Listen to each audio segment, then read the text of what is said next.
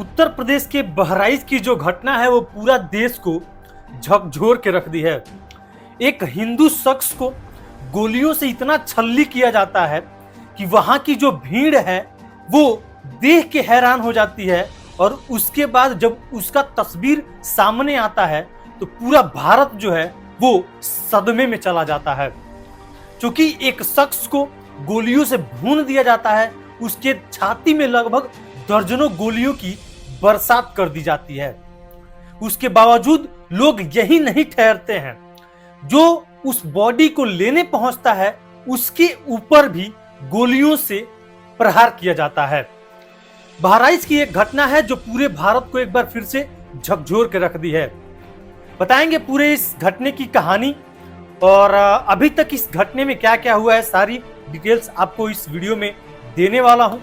उससे पहले नमस्कार, मेरा नाम विकास चौबे है और आप मेरे YouTube चैनल पे ये वीडियो देख रहे होंगे या फिर मेरे Facebook पेज पे देख रहे होंगे। फेसबुक पे देख रहे होंगे तो फॉलो कर लीजिएगा, YouTube पे देख रहे होंगे तो चैनल को सब्सक्राइब जरूर कर लीजिएगा। दरअसल बात ये जो है ये 13 तारीख रविवार दिन की है और शाम का समय होता है। दुर्गा पूजा खत्म हो चुका है।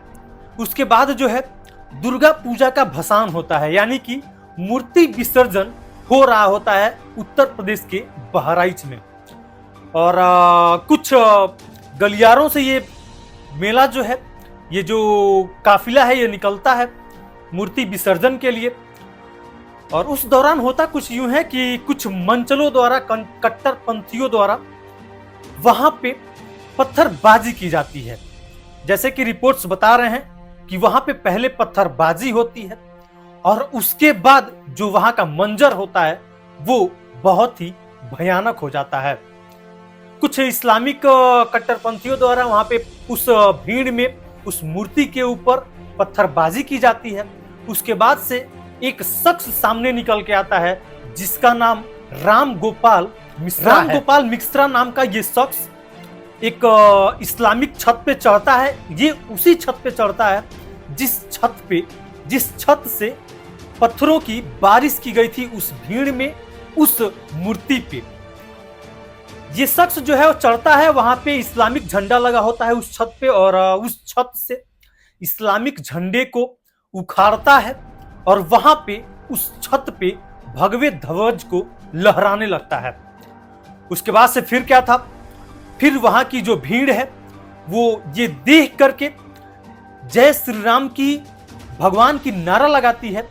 और उसके बाद से जो वहां के इस्लामिक कट्टरपंथी हैं उस शख्स को, उस राम गोपाल मिश्रा को अवैध हथियारों से छलनी कर दिया जाता है। हमारे स्क्रीन पे चल रहे इस तस्वीर को आप देख रहे होंगे तो आपकी भी रूह खड़ी हो जा रही होगी, क्योंकि कैसे इस शख्स को गोलियों से छलनी किया गया है, इसके सर पे वार किया गया है। राम गोपाल मिश्रा की हत्या करने के बाद कुछ लोग वहां पे चढ़ते हैं राम गोपाल को छत से नीचे उतारने के लिए। कट्टरपंथी यहां भी नहीं रुकते हैं, उन लोगों पर भी कट्टरपंथी जो है वो हमला करते हैं, उनके ऊपर गोलियां चलाते हैं राम गोपाल मिश्रा को मारने के बाद। अब जरा आप इस चीज से समझिए कि कट्टरपंथी जो है वो कितने उग्र थे कि एक शख्स की हत्या करने के बाद फिर भी वो नहीं रुके और जो बचाने, जो उस बॉडी को छत से उतारने चढ़ा था उसके ऊपर भी गोलियों से धड़ाधड़ ये प्रहार कर रहे थे।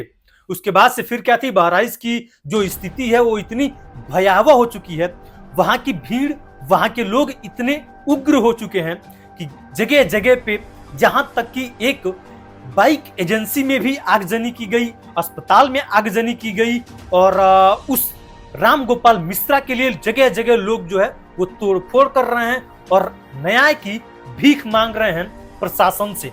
क्योंकि प्रशासन की कहीं ना कहीं सबसे बड़ी लापरवाही जो है, कुछ लोग कह रहे हैं कि सबसे बड़ी लापरवाही थी, क्योंकि प्रशासन ने एक तो वो जो है जब विसर्जन होता है उसका रूट मैप नहीं तैयार किया गया कि किस रास्ते से जाना है, किस रास्ते में इस्लामिक धर्म के लोग मिलेंगे, या फिर अगर जो उस रास्ते से जा रहा है तो वहां पे प्रशासन कितनी मुस्तैद है और कितनी मात्रा में प्रशासन वहां पे पहुंची है।